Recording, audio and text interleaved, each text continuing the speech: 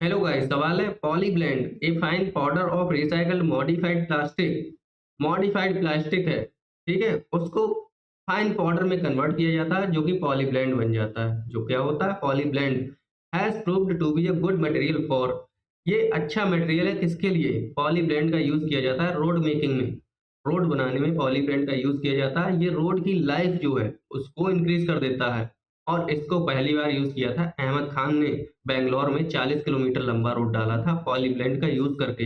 इससे रोड की लाइफ भी बढ़ी, रोड की स्ट्रेंथ और लाइफ दोनों बढ़ी।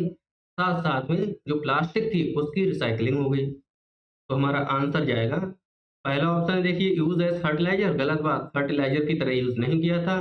B option construction of road, D option correct जाएगा।